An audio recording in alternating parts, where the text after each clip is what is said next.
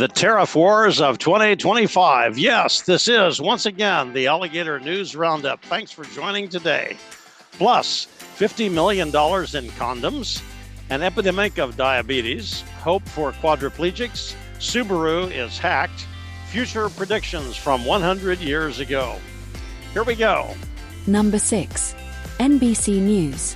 Trump and leaders of Canada and Mexico say tariffs will be delayed 1 month after talks. Last Saturday, President Trump signed yet another executive order. That would be maybe 20,000 of them now. Just kidding. This one establishing a 25% tariff on all items entering the U.S. from Canada and Mexico.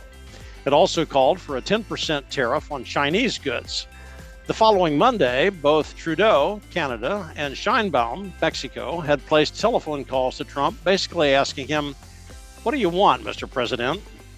One might be tempted to think that we have wrung our hands in anguish over unbridled immigration for several years without concrete movement, and here in the space of 2 days, we suddenly have verbal international agreements in place. Is it really this easy? The prospect of such huge tariffs would substantially raise the price of goods for U.S. consumers, which would be bad for us and would virtually destroy the economies of both Mexico and Canada, which would be catastrophic for them. What Trump wanted was to stop the inward flow of both immigrants and fentanyl. While Trump has essentially closed the U.S. border to incoming immigration, he expressed the desire, requirement, order, demand for Canada and Mexico to take similar steps on their sides of the border. Within 48 hours of Trump's initial announcement, the conversations had occurred, and the U.S. president had reduced his action from an order to a mere threat. Canada and Mexico have 30 days to comply with his demands or face the imposition of the tariffs. You know, it is almost like we are seeing rational strategic negotiation rather than clumsy economic warfare. Check back here in a month and we'll see what's up. While President Sheinbaum of Mexico promised to add 10,000 Mexican troops to her northern border to stop immigration and intercept fentanyl, it remains to be seen what effect that will have. I can understand stopping the immigrant, but finding the fentanyl might be a little more problematic. Will Trump hold to his tariff threat if the flow of fentanyl remains at current levels? It is a distinct possibility. You know, it's not easy finding current statistics on U.S. fentanyl deaths. In 2022 and 23, there were about 75,000 each year, roughly 3/4 of the total drug overdose deaths in this country. 2024 seems to show an increase of maybe 15%. Whichever, that's too many. That number is about 4 times the number of traffic deaths and 2 times the number of gun deaths, including both suicides and gang activity in the United States. Number 5. Fox News. State Department pulls millions in funding for condoms in Gaza as Trump administration looks to trim spending. Newly minted Secretary of State Marco Rubio froze a great deal of, but maybe not all of, foreign aid payments last weekend while he took stock of where exactly the money is going. Turns out some big chunks of it are going to projects that would cause most of us to feel something akin to outrage. Caroline Leavitt, that new White House press secretary, announced that $50 million had gone to Gaza to purchase condoms. Whether that is an annual figure or a one-time buy is not indicated in the article. In a not unrelated development, the Jerusalem Post reported that stretchy balloon-like objects have been inflated and floated north from Gaza over southern portions of Israel carrying incendiary devices. Thousands of acres of Israeli agricultural land were set afire. That is not exactly neighborly, but they may get points for creativity, and it's even better when someone else pays for the balloons. Now, was it really $50 million? Snopes, CNN, Al Jazeera, and Reuters all say the administration presented no evidence for the claim, which is not exactly the same thing as saying there is no evidence for the claim. Considering the leftward tilt of those alleged fact checkers, I might be persuaded to think they doth protest too much. Meanwhile, the Washington Free Beacon has helpfully pointed out that U.S. condom purchases for the Taliban in Afghanistan last year only amounted to a mere $15 million. Okay, I feel much better now. Number 4. Diabetes research and clinical practice. Trends and risk factors of diabetes and prediabetes in U.S. adolescents, 1999 to 2020. Okay, let's move on to more domestic concerns. It's still bad news, but at least it's closer to home. A year-old article in this journal studied 7,000 Americans each year over a 20-year period. Between 1999 and 2020, they examined how susceptible adolescents of these ages were to diabetes. Turns out the condition of prediabetes started bad and got very much worse. What is prediabetes? Per the Mayo Clinic, it means your blood sugar level is higher than normal. It is not yet diabetes, but shows a high risk for developing type 2 diabetes without substantial lifestyle changes. It all has to do with the pancreas and insulin levels, but basically revolves around how much soda pop and Snickers bars a teenager lives on. The study data is presented in 4-year increments. The group test that ended in 2002, the first group, showed that 11% of them demonstrated prediabetes. For the group in 2020, that figure was 36%, an increase of more than 3 times. So, how does this compare with adolescent prediabetes in, say, 1980? We don't know because we did not measure it in 1980. We did, however, measure actual adult diabetes. In 1980, type 2 diabetes affected about 3% of the adult population. That means that a maximum of 3% of adolescents would have shown prediabetes in, say, 1970.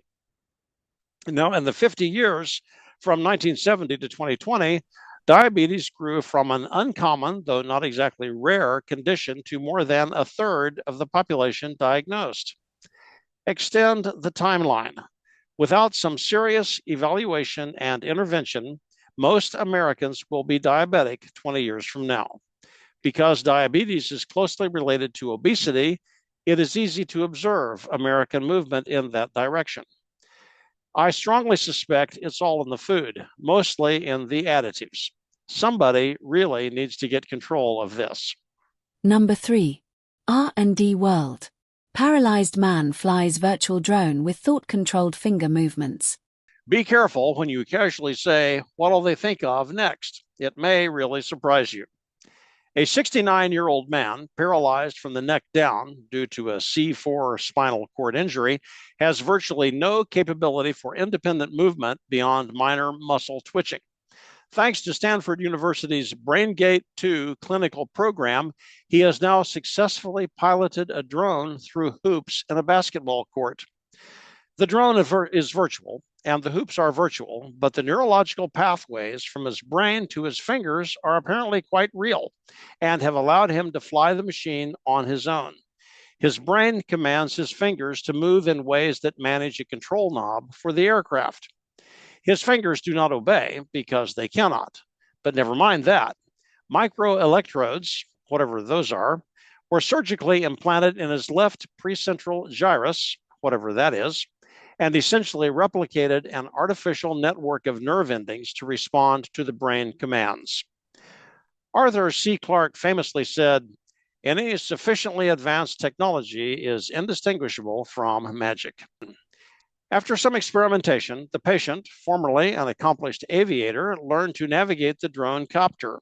He was eventually able to fly a pattern through 18 rings in 4 minutes. Having myself been for a short time in an intensive care unit without speech, mobility, or the use of my hands, I can appreciate the vast sense of accomplishment this must have brought about. Incredible. May his tribe increase. Number 2. Jalapnik.com. Hackers crack Subaru's connected services to access location data, door locks and more. Starlink, that intelligent Subaru system that lets you call for roadside assistance, plan your trips, unlock your doors, and probably many other things that are hidden in the owner's manual, is easily hacked. What a shock. A pair of self-proclaimed white hat hackers, but who really knows they are hackers after all, discovered vulnerabilities in all late model Subarus by means of accessing the My Subaru app. Gaining access to the administrator control panel, they were able to reset the owner's password without his knowledge. Once they discovered his email address, they could then bypass the rest of the built-in security. Gaining data from the car required knowing the vehicle identification number, which was easily obtained by looking at public registration records based on the license tag number. I just love a digital, interconnected society. Once inside the administrative console, the White Hats could read location data and determine where the car had been in the last year. They could also unlock the doors in real time. Of course, there's still the matter of an ignition key and a transmission lock, but give it time. Because Jalopnik thoughtfully published this article, and here I am propagating it, I am confident other not-so-white hat hackers are already on the job. If Subaru has this vulnerability, what of Hyundai, Kia, or Toyota? Number 1. The Akron Beacon Journal. 100-year-old predictions. The writer's staff at the Akron Beacon Journal, while the news cycle is suddenly supercharged by a new U.S. presidential administration, apparently have nothing better to do than look up century-old newspaper clippings. But I can't really blame them. Trying to keep up with the news is exhausting. Thanks to the ABJ writers, we have these jewels from last century's roaring 20s. Here are predictions about 2025 made in 1925. Aging. Sir Ronald Ross, 1902 recipient of the Nobel Prize in Medicine. Miraculous medicine will not stop. Perhaps we will all be immortal. No one can say how long we may live when we are free from the ravages of germs. Actually, God can. A man's days shall be 120 years, Genesis 6:3. Our days may be 70 to 80 years if our strength endures, Psalm 90:10. Governments. H.G. Wells, author. There will not be numerous nations, but only three great masses of people: the United States of America, the United States of Europe, and China. Almost. Actually, there are 195 nations today. Global government. E. Fournier de Albe, Irish physicist. The earth will be under one government, and one language will be written and understood. Travel and commerce will be free and unfettered, and calamities and dangers met by the united forces of all mankind. I guess he missed Genesis 11 in that Tower of Babel discussion, and also the whole one world government, end times, Antichrist, and beast thing, Daniel chapter 9 and Revelation chapter 13. No more oversleeping. Archibald M. Lowe, British scientist. Signals will be sent out at frequent intervals to radio alarm clocks on different wavelengths, say between 6 a.m. and 10 a.m. every morning, to catch the signal at the desired time. Watches will be synchronized by signals sent several times daily. Not so far off, really, but who needs an alarm clock at 10 a.m.? Communications. Dr. A.R. Wentz, seminary professor. People would use a pocket-sized apparatus for communications to see and hear each other without being in the same room. Dick Tracy would be proud. The end of poverty. Sophie Irene Laib, Child Welfare Committee.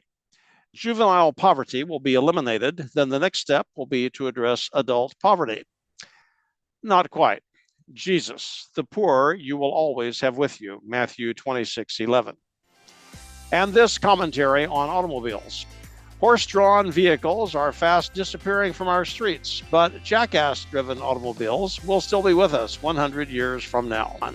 And thanks for joining the Alligator News Roundup for Friday, February 7, 2025. Try to keep up with new developments as the United States makes moves toward the Panama Canal, Canada, and Greenland. Elon Musk's Doge dismantles U.S. AID. Marco Rubio's State Department stops foreign payments. Sean Duffy's Department of Transportation cleans out the FAA. Tom Homan's Border Patrol arrests every newcomer who ever skipped a court appearance. And Pete Hegseth's Pentagon recruits thousands of teenagers suddenly anxious to wear the uniform. Maybe by the time you read this, RFK's Health and Human Services will have outlawed the breakfast cereal aisle. You can have steak and eggs with your choice of oatmeal or grits without sugar, and some fruit on the side. Have a good weekend. Don't forget to share. Thanks for joining the Alligator News Roundup. Join us again next week. Where's my coffee cup?